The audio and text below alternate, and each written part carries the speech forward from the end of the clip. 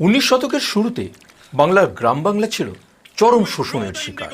জমিদার, মহাজন আর নীলকরদের ত্রিমুখী অত্যাচারে কৃষকের জীবন হয়ে উঠেছিল দুর্বিষহ। ঠিক এই সময় ইতিহাসের মঞ্চে উঠে আসেন তিতুমির।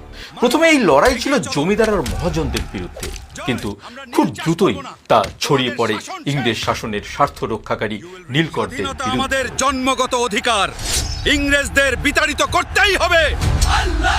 ধীরে ধীরে এই প্রতিরোধ রূপ নেয় সশস্ত্র কৃষক বিদ্রোহে।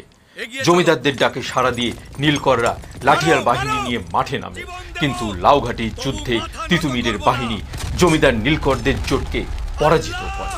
আতঙ্কিত হয়ে পড়ে ইংরেজ প্রশাসন। একটার পর একটা নীলকুঠি আক্রমণ চালায় বিদ্রোহীরা।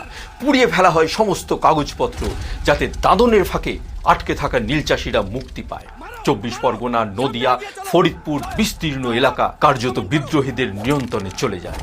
তিতুমির খুব দ্রুতই বুঝতে পেরেছিলেন কেবল ধর্মীয় ও কৃষক আন্দোলন দিয়ে নয়, সামরিক শক্তির মাধ্যমেও প্রতিরোধ গড়ে তুলতে হবে।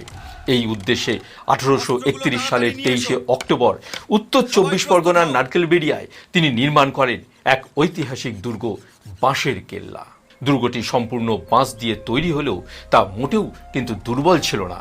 1831 সালের নভেম্বর মাসে বারাসাত অঞ্চলে বিদ্রোহ তীব্র আকার ধারণ করলে ব্রিটিশ ইস্ট ইন্ডিয়া কোম্পানি তিতুমিরকে দমন করার জন্য বিরাট সেনাবাহিনী পাঠায়। 14ই নভেম্বর নারিকেলবেড়িয়ায় শুরু হয় প্রবল সংঘর্ষ, কিন্তু শেষ পর্যন্ত ব্রিটিশ বাহিনীর কামান ও আধুনিক অস্ত্রের সামনে তিতুমিরের বাহিনী পরাজিত হয়। যুদ্ধে তিতুমির নিহত হন। 17ই নভেম্বর 1831 সালে ব্রিটিশরা সম্পূর্ণ ধ্বংস করে দেয় ঐতিহাসিক বাঁশের কেল্লা।